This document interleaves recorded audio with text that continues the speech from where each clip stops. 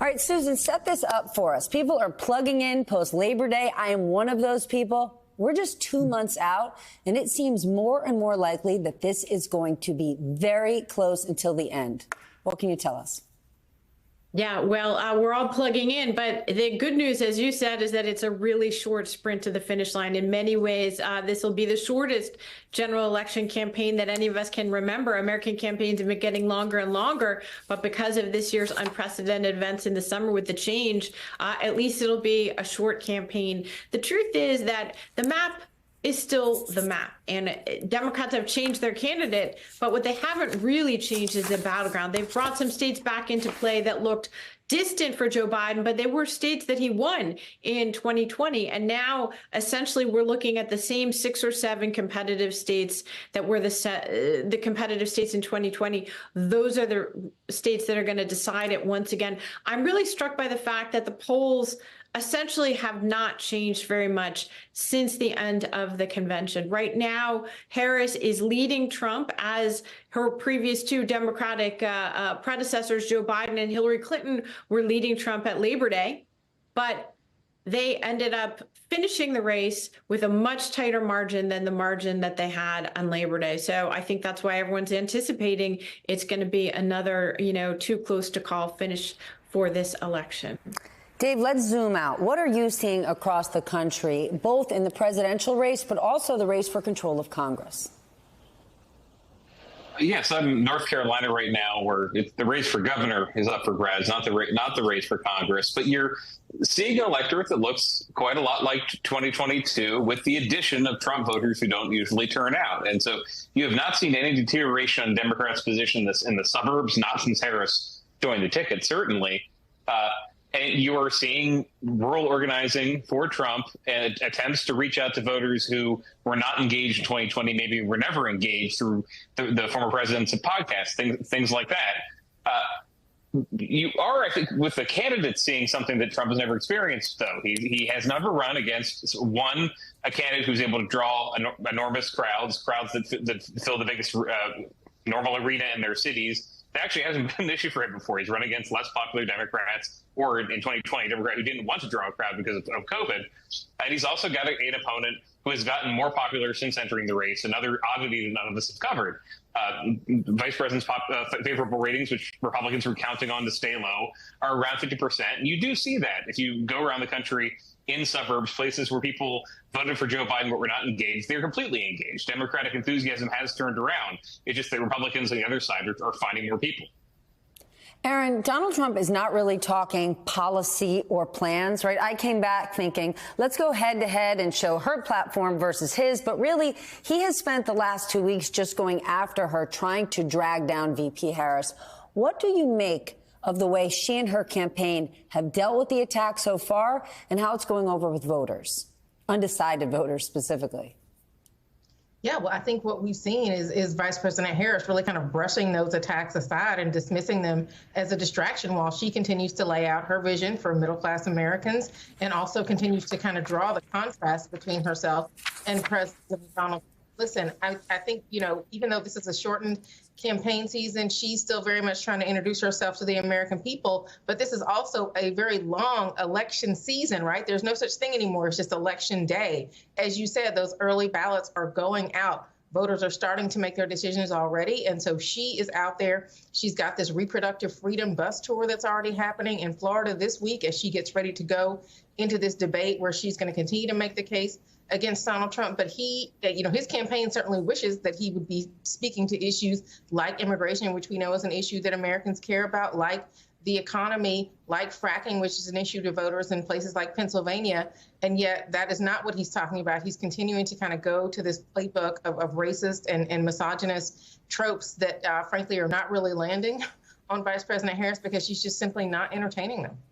Susan, let's talk about the debate. What is this fight they're having about open mics versus closed mics?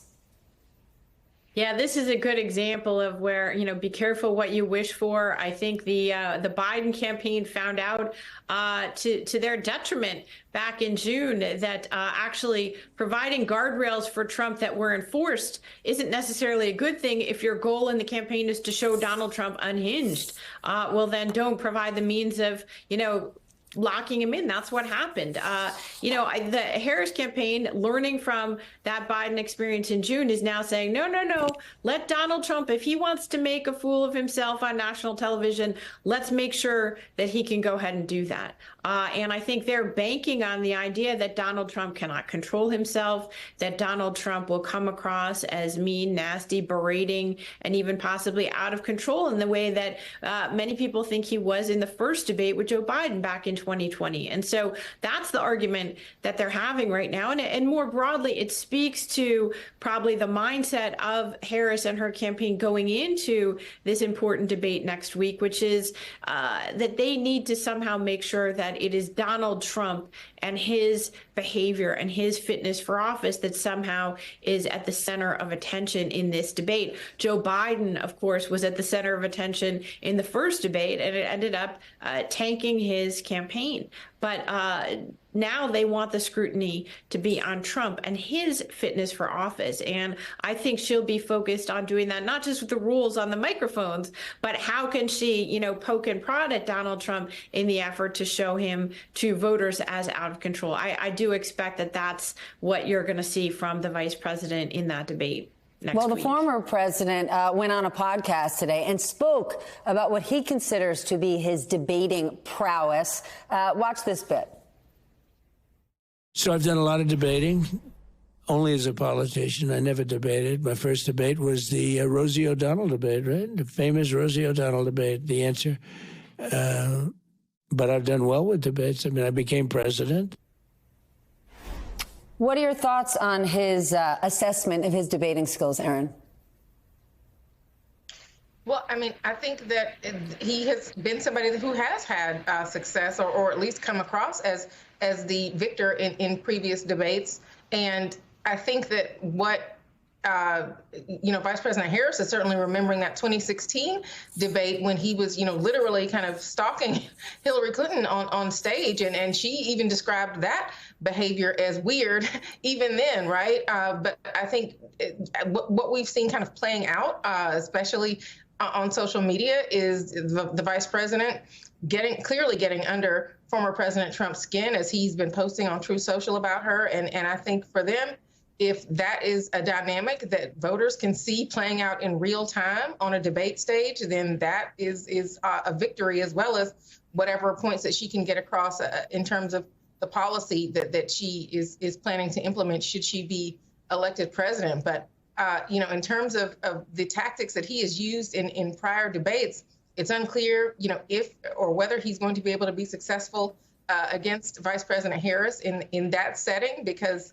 up to this point, he really has not figured out a strategy for how to deal with her as an opponent.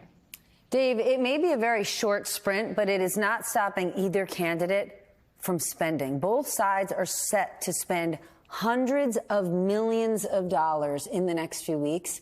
Does any of it change votes in ad spending?